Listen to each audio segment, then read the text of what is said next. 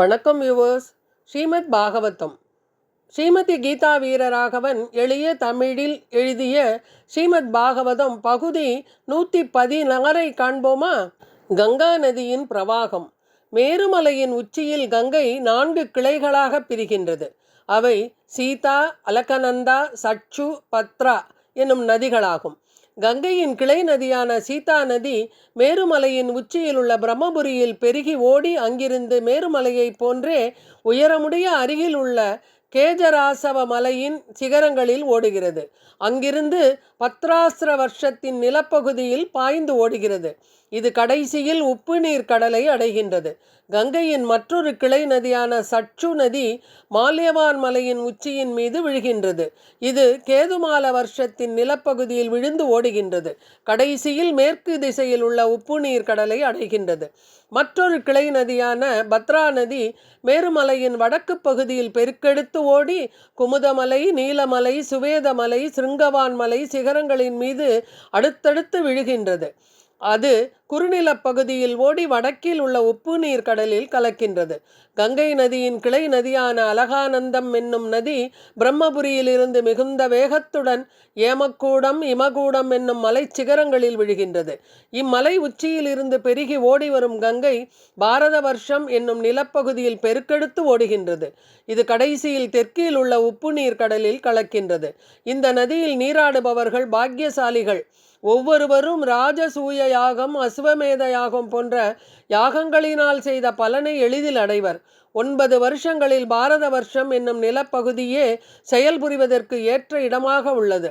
மற்ற 8 வருஷங்களும் உயர்ந்த புண்ணியம் செய்தவர்களுக்கு உரிய இடமாகும். இந்த 9 நிலப்பகுதிகளிலும் பகவான் தன்னை வாசுதேவர், சங்கர்ஷனர், பிரத்யும்னர், அனிருத்தர் என்னும் 4 தத்துவங்களாக விரித்து கொண்டார். பக்தர்களின் பக்தி தொண்டினை ஏற்றுக்கொள்வதற்காக அவர்கள் அருகிலேயே இருக்கின்றார். பௌதீக உலகில் நீரால் மூடப்பட்டிருக்கும் வைகுண்ட லோகம் ஒன்று உள்ளது.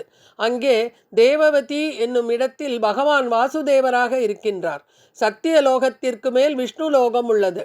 அங்கே சங்கர்ஷனர் இருக்கின்றார். துவாரகாபுரியில் பிரத்யும்னரே தெய்வமாவார். சுவேத தீபம் என்னும் பார்க்கடல் உள்ளது. அதன் நடுவில் அனந்தன் மீது அனிருத்தர் காட்சியளிக்கிறார். 9 வருஷங்களை பற்றியும் அங்குள்ள ஆதிபத்திய தெய்வங்களை பற்றியும் குறிப்பிடப்பட்டுள்ளது.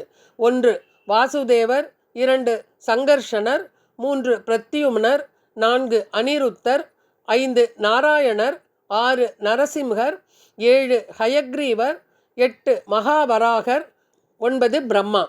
இலாவிரத வருஷத்தில் சிவபெருமான் அவர் மனைவி துர்க்கையுடன் 10 கோடி பெண்களால் பணிவிடை செய்யப்படுகிறார். சிவபெருமான் எப்பொழுதும் பகவான் சங்கர்ஷனரையே தியானம் செய்து கொண்டிருப்பார். பிரம்மதேவன் இந்த பிரபஞ்சத்தை படைத்தும் பகவான் ஸ்ரீ விஷ்ணு அதனை காத்தும் சிவபெருமான் அதனை அழிக்கவும் செய்கின்றார்.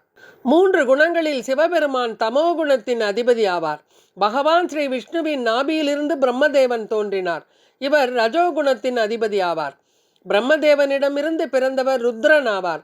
அவரே பிற தேவர்களையும் பஞ்சபூதங்களையும் புலன்களையும் படைக்கின்றார். இவை அனைத்தையும் தனது கட்டுப்பாட்டில் வைத்திருப்பது பகவான் ஸ்ரீ விஷ்ணுவே. பகவத்கீதை. பகூனாம் ஜன்மநாமந்தே ஞானவான் மாம் பிரபத்யதே வாசுதேவக் சர்வம் இதி ச மகாத்மா ஸ்தூலபக. பற்பல பிறப்பு இறப்புகளுக்கு பிறகு உண்மையில் அறிவாய்ந்த ஒருவன் எல்லா காரணங்களுக்கும் காரணமாக என்னை அறிந்து என்னிடம் சரணடைகின்றான். அத்தகையவன் மிக அரிதானவன் என்கிறார் பகவான் ஸ்ரீ கிருஷ்ணர். நாமும் பகவான் ஸ்ரீ கிருஷ்ணரை சரணடைவோம். பகவானிடத்தில் ஜம்புத்வீபவாசிகள் செய்து கொண்ட பிரார்த்தனைகளை பகுதி 117 காண்போம். நன்றி, வணக்கம்.